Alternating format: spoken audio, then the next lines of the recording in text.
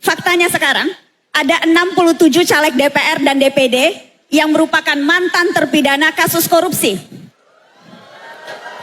Dan 2 diantaranya Pak, itu kader Anda. Pertanyaannya. Tunggu. Ada jawabannya. Saya belum nanya, Bapak udah siap jawab. Tunggu, Bapak, tunggu, kenapa Pak? Kenapa Mbak. diloloskan Pak? Aku mau jawab dulu. Kalau komitmen anti korupsi, Aku mau jawab dulu. kenapa ada 2 kader koruptor Pak? Saya mau jawab. Silakan.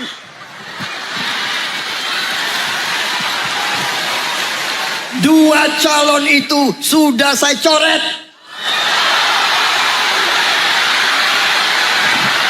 Anda akan mencoret. Sebentar, saya mau pastikan dulu. Saya mau pastikan. Sudah saya coret. Karena informasi ini belum dibuka ke publik. Anda katakan malam ini di mata Najwa 2 caleg itu akan Anda coret dari. Sudah saya coret. Sudah dicoret. Karena calon legislatif kita saya kira berapa belas ribu itu. Berapa belas ribu calon. Ya kadang-kadang verifikasinya lolos begitu ya. Tapi begitu Anda tahu mereka mantan narapidana. Coret. Baik.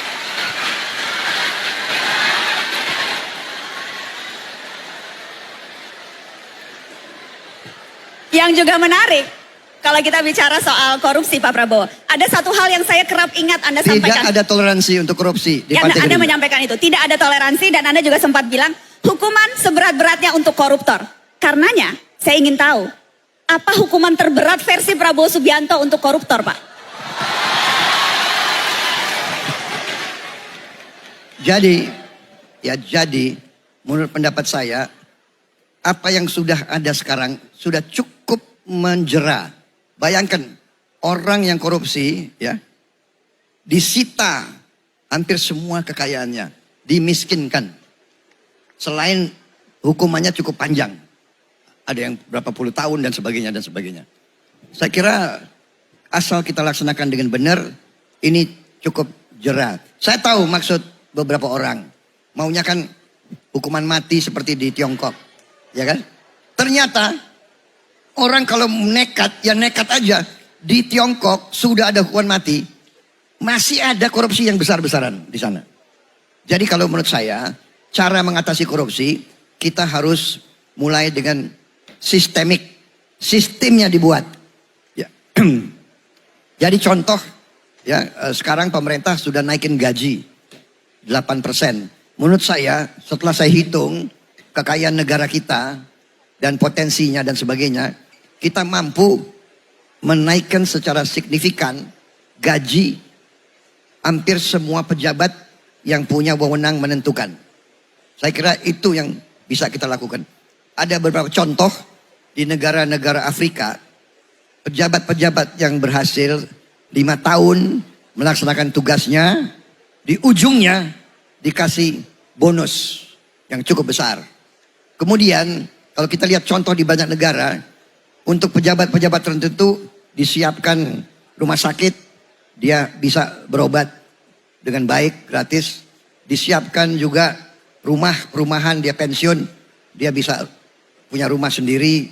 Kemudian anak-anaknya bisa sekolah asal memenuhi persyaratan akademis. Jadi istilahnya dibagi kompensasi dalam bentuk pelayanan in kind begitu. Nah, saya kira ini bisa banyak mengurangi korupsi.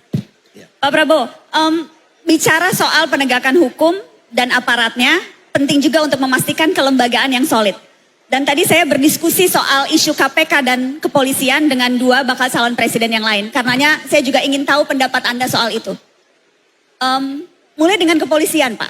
Apakah ada rencana Anda untuk mereformasi kepolisian? Saya kira semua institusi harus kita kaji. Yang mana kita rasakan kurang pas ya kita perbaiki. Itu namanya reformasi. Reformasi hukum, reformasi institusi dan sebagainya. Saya kira yang paling penting adalah pengawasan diri. Ya, otokritik atau auto pengawasan, kita minta semua institusi membenahi diri dan itu harus dikendalikan oleh sistem yang kuat. Dengan sistem audit, dengan BPK yang aktif, dengan BPKP yang aktif, dengan KPK yang aktif, ini membuat jerat. Kalau kita lihat kepolisian sekarang, kita lihat beberapa jenderal-jenderal pun dihukum. Jenderal-jenderal yang seolah berkuasa bisa dihukum. Ini juga terjadi di lingkungan komunitas pertahanan. Ada beberapa jenderal yang menyeleweng di lembaga-lembaga kita. Kita minta kejaksaan untuk usut. Kita berikan kejaksaan dan kalau tidak salah mereka sudah dihukum. Mereka dalam penjara sekarang. Jadi saya termasuk yang undang BPKP, BPK, KPK dan kejaksaan untuk masuk ke lingkungan Kementerian Pertahanan dan TNI semuanya. Kalau bicara KPK, Pak Prabowo, apa penilaian Anda atas KPK hari-hari ini, Pak? Kalau kita lihat ya di masyarakat, saya kira masyarakat masih menilai KPK sangat bermanfaat. Sangat bermanfaat, Pak. Atas dasar apa, Pak, penilaian itu? Karena misalnya sebagian pihak menilai justru independensinya menjadi tercederai karena beragam alasan. Salah satunya karena posisi KPK sebagai institusi ada di bawah eksekutif, kemudian juga menjadi PNS. Belum lagi kewenangan-kewenangan yang dimiliki KPK sekarang juga sudah tergerus lewat revisi Undang-Undang KPK. Apakah penilaian itu menurut Anda akan bisa membuat Anda berpikir untuk merevisi Undang-Undang KPK yang dinilai melemahkan KPK saat ini, Pak? Ya kita nanti akan kumpulkan stakeholder, pakar-pakar hukum dari berbagai sumber dan kita cari yang terbaik untuk bangsa. Kita harus cari yang terbaik untuk bangsa. Tapi sejauh ini Anda merasa KPK masih melakukan tugasnya dengan maksimal? Atau ada penilaian yang memang wajar kalau orang kecewa terhadap institusi ini? Saya kira ya kita ini membangun negara pasti banyak kita kecewa. Pasti banyak yang kita tidak puas, ya kan? Saya kira itu wajar, ya kan? Dan memang benar bahwa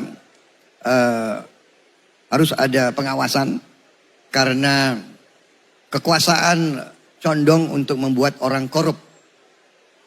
Semakin kuat, semakin absolut kekuasaan, semakin condong orang berbuat korupsi yang absolut juga.